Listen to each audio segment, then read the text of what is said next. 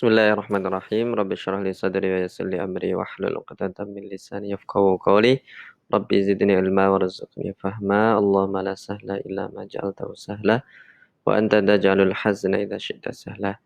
Kita lanjutkan kembali bab 2 ya PAI tentang salat sunnah rawatib. Ya, ini adalah dalil dari pentingnya salat sunnah rawatib. Dijelaskan secara ringkas di sini bahwa amalan utama yang dihisab adalah yang pertama dihisab itu adalah salat. Ketika salatnya baik, maka dia akan beruntung dan semuanya dianggap baik. Tetapi kalau salatnya itu belum sempurna ya, salat wajibnya, maka Allah menyuruh melihat untuk salat sunnahnya. Jika ada salat sunnahnya, maka salat sunnah itu akan menyempurnakan salat wajibnya. Kemudian apa sih pengertian salat sunnah rawatib? Rawatib sendiri artinya adalah tetap dan terus menerus. Secara istilah, salat sunnah rawatib adalah salat sunnah yang dilaksanakan secara terus menerus mengiringi salat fardu atau salat wajib. Kalau dilaksanakan sebelum salat fardu disebut qobliyah, dan kalau dilaksanakan setelah salat fardu disebut sebagai salat sunnah ba'diyah.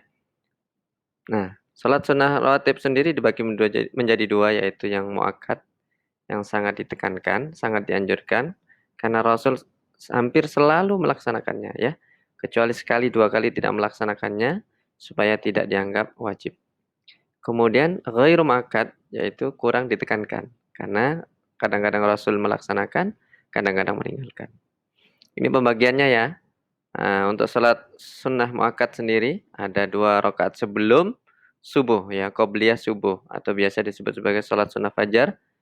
Rasul tidak pernah meninggalkan ini dan pahalanya besar banget, lebih baik daripada dunia dan seisinya.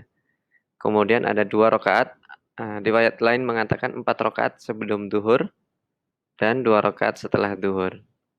Kemudian 2 rakaat setelah maghrib dan 2 rakaat setelah isya. Totalnya adalah 10 atau 12 rakaat untuk salat sunnah muakkad. Kemudian yang ghairu muakkad totalnya adalah 10 rakaat ya. 2 rakaat setelah duhur, 2 rakaat sebelum duhur, 2 rakaat setelah duhur, 2 rakaat sebelum asar, 2 rakaat sebelum maghrib, 2 rakaat sebelum isya. Nah, ini tentang salat sunnah rawatib yang pertama.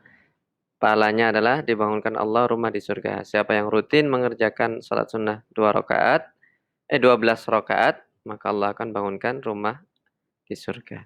Kemudian salat sunnah rawatib itu menyempurnakan salat fardu yang belum sempurna ya. Yang belum sempurna salatnya, maka salat sunnah itu akan menyempurnakannya. Siapa yang terbiasa melaksanakan salat sunnah rawatib akan dicintai Allah dan diselamatkan dari api neraka.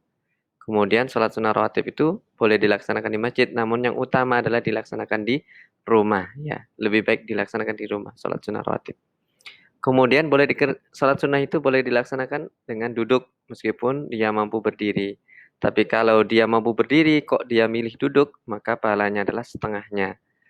Kemudian siapa yang terbiasa melaksanakan salat sunnah fajar atau salat sunnah qobliyah subuh, kemudian suatu saat dia ketinggalan ya, bangunnya kesiangan, maka dia boleh mengqadha'nya atau melaksanakannya setelah salat subuh. Nah, yang terakhir untuk salat sunnah fajar dan salat ba'diyah maghrib dianjurkan membaca surah Al-Kafirun pada rakaat pertama dan surah Al-Ikhlas pada rakaat kedua.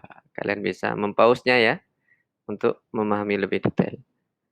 Ya, jazakumullah khairan atas perhatiannya. Alhamdulillahirabbil alamin. Assalamualaikum warahmatullahi wabarakatuh.